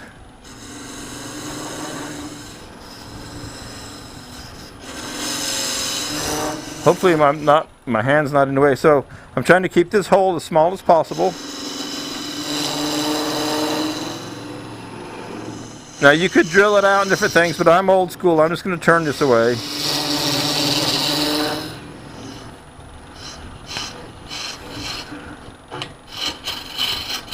And I'm kind of working my way right down the middle with my tool.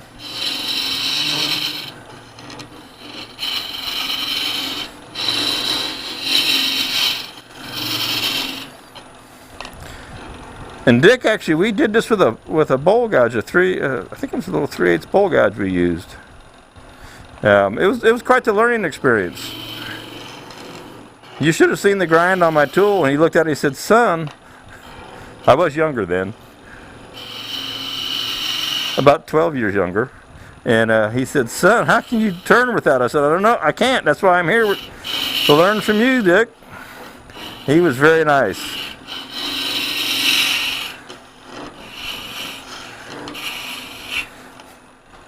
Okay, so let's see what I have in my hollowing arsenal that I would choose to use. Everything's got negative rake cutters on it these days. And I can reach all, so I'm going to make a cutter change here. All right. I prefer, actually, this is the number 2 mid-size hollower. It happens to have a negative rake cutter on it, and the negative rakes aren't very aggressive. And so for this, I want to hog this wood out of here and be done with it. So I'm going to switch it back over to a standard CI5. I'll take it off of my number 1 as I don't have any more CI5s hanging around. I mean, I got them in the package, but those are for sale, so we don't want to use that. I want the leverage. I have the little mini hollowers over there. They're all loaded with the negative rake cutters, and I like a little more leverage than that provides. And I'm going to double check that I don't have another CI5 regular hanging out here. Nope. So I'm going to steal it off of my number 1 now that I'm kind of done with that. Let me double check everything here. That one's missing. I think that's far enough in. I want to make sure I don't cut myself. Yeah, I'm far enough in with that. Okay, that'll work. So I'm robbing Peter to pay Paul here real quick. So somebody still has them on Amazon, 16 to 22. Can you actually get one in the cart? Because whenever I tried, they would come up out of unavailable, currently unavailable, and maybe somebody's got some back. They turned loose to some.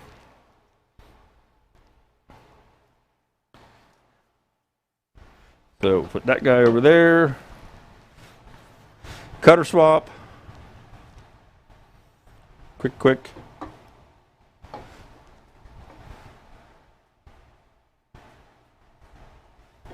Stay. I got chips on the floor, so I'm being careful not to drop my cutters. Well, they're as careful as I ever get.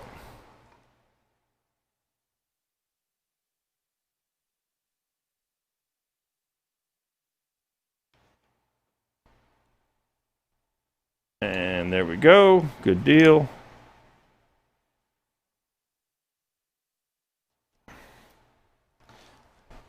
I can reach inside there. And if you're wondering why I chose that, let's say over the new minis, so the minis is obviously it's smaller. It doesn't have the bigger flat on it. But I can reach all the way into this piece. Let me go overhead. I can reach all the way into this particular piece with this without getting up to the flat. So you can see I can get far enough in there, and I'll have more stability with this flat tool. I don't have such a small hole if I needed that to use this one. And this rocks a little bit easier. So for me, for my choice, that hole, I can come right through there. That's still not too big. So that's all good. So that's how I make my decision on what tool to use. I always try and decide which tool is going to work best for me at the time. And that's what I go with. I mean, I got everything you could ever conceive of here. Well, no, actually, that's not true. That's a big statement. I've got a lot of tools here. And I still choose the ones that I know are going to work for me the best that will do for what I need at the time. And I don't have a problem. If I start out with this idea and discover it's not working right, I'll change tools until I get the right thing. You don't always grab the right one for the particular job at hand the first time. Don't stay like you got it. Well, it says this is a hollower or this is an XYZ. You got to use it. Try different things until you find the one that does what you need. Okay? All right, let's go to the end. Get that computer back up so I can see. Cool. Okay. Anybody looking, whoever that was looking for one, I can't remember your name, and unfortunately, I'm sorry. You can get one on Amazon. I love them. Drill extra holes in it. Right here. Drill extra holes down in the face mask part. So it'll ventilate a little bit better and you'll be all good to go. All right, let's cut the middle out of this before we run out of time.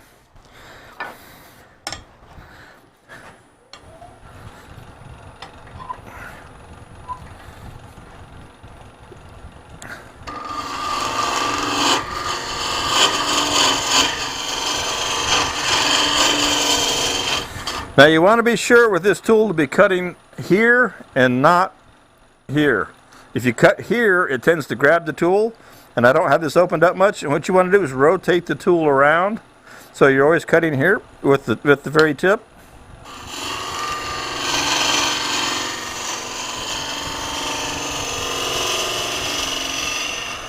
And so see, I can reach all the way down to where I drilled with the number one straight tool.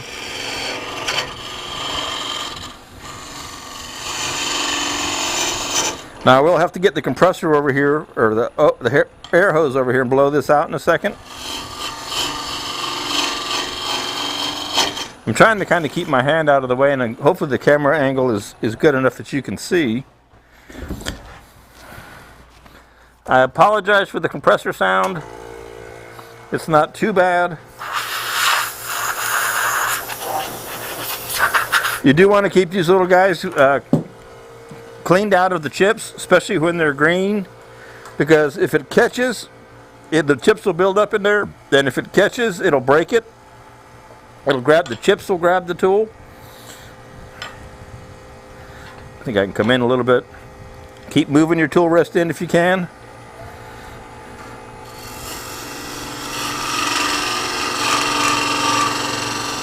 Now I got to remember not to take too much out of this. I'm just trying to accelerate the drying process, but I don't want to take so much wood away that when I return it again, I run out of wood.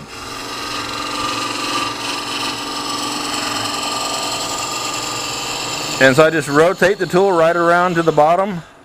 So I'm still cutting with the tip.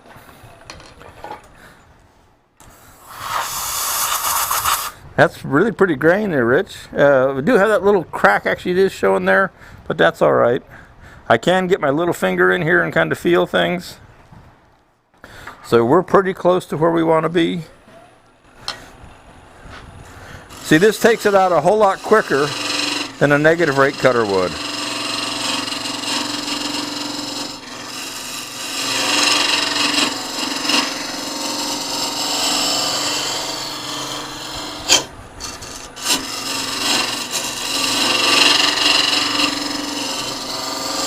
Rotate the tool around again so you're cutting it with the very tip. The swan neck still gives you plenty of room to reach and work.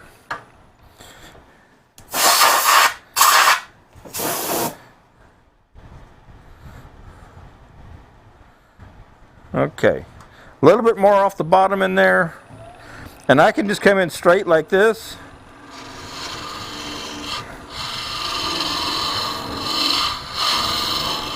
and use it as if it was the straight tool. And then come back up that wall.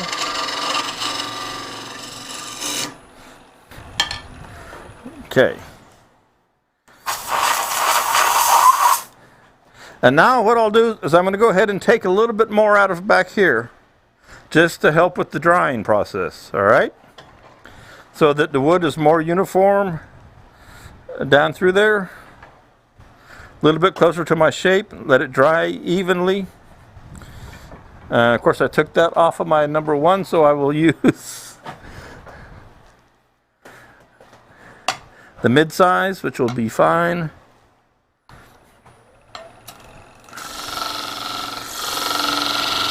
One thing you want to be careful of here is you don't want to load the cutter 180 degrees. You don't want to have it loaded from both side to side. Make sure you have a little extra room.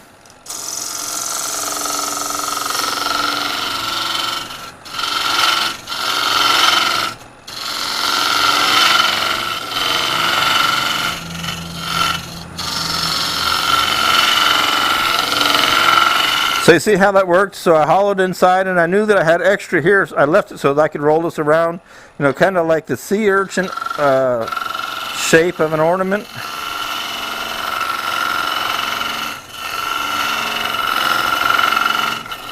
And I'll leave, you know, probably an inch and maybe an inch of wood here in the middle.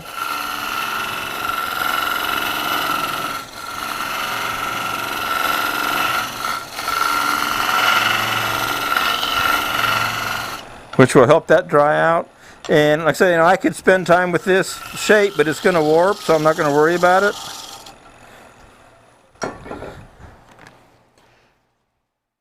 And there we are. Now that was fun. I had a good time with that. That was fun. That was cool. I am pleased. Thank you, Rich, so much for this wood. This is pretty stuff. Other than the breaking a tenon, which was me driving hard, which is not uncommon. So now we've got this guy. And I'll go back overhead here real quick. So you know, it's ready. It can dry. This is the thickest part of the piece now. It's about a ½ an inch thick all the way through to the inside, including between my 2 fingers right in there. So the actual ball of the piece should dry fine. I will, when I return this, I would put something inside the center here. I would put it back in the chuck. I got a little nub in the middle here. So right down in the very center, there's a little nub. I'd put it back in the chuck with this tenon, get rid of that nub, make it a little dish again. I would turn it around and run a little rod in here and put it back between centers, and I would turn this tenon away down to just a little teeny tenon or something to hold that. And then I would finish out my ornament, the ball for my ornament. I'm real pleased with this. This is cool looking wood. Again, I'll just put this in a bag. I don't even know where I put the other piece that I was playing with. I set it over there. So that came out pretty cool. I'm happy. Eucalyptus, first time for me turning eucalyptus. Lots of fun, lots of fun. He always says, wipe it down with some DNA or mineral spirits. I got lacquer thinner. I don't know if I have any of that denatured alcohol hanging around. I got lots of lacquer thinner. Let's see here. Anything will gloss it up. Let's see what it does. I remember seeing your video, Rich, the other day when you did that. I said, my God, I hope that's not how wet this wood is when I turn it. Lacquer thinner shouldn't hurt it, but it might make it gloss up. It's pretty rough and porous, but we'll see what happens. Oh yeah. So, nice grain in there. It's too bad that the base isn't get turned away. It's got that pretty grain. And pretty cool. Pretty cool. All right, let that dry. Well, folks, I think it's time to wrap it up. Call it a day. Monday Methods. I had fun. I thank everybody for coming out today. Special shout to Frank Byers from Woodcraft for hanging in and visiting with me. Haven't talked to Frank or seen Frank in person in years. It's good to have you come by, Frank. Anytime you come by. I'm out here every Monday. Give me a shout sometime. Give me a call. Spidercraft. It's on the website. Shoot me an email. It'd be good to talk to you. Let's see. Rich is here. Rich, yep. Tony, do I put anything else in the bag? No, Tony, I just throw it in the bag. Some folks use chips. I just put it in the bag just like it is, roll the bag up, and I call it good. We're getting this on. Okay, yes, Art, you're quite welcome. Dwayne, you're welcome. Rich, you're welcome. Frank, thank you very much. Appreciate it. Everybody stay safe, have fun. I'll be out here next week.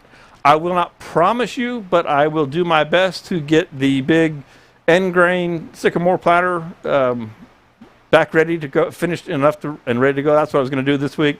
But this comes first, this building, so we'll see how that works. But that's my plan, is to bring that out and have it sanded and ready to put the color on. So we'll see how I do. I won't promise it, but that's my goal, all right? Everybody, thank you very much. I appreciate it so much for y'all coming. And have a great week. Stay safe, be healthy, and I will talk to y'all shortly. Bye. Let me put this little guy right there while we go away.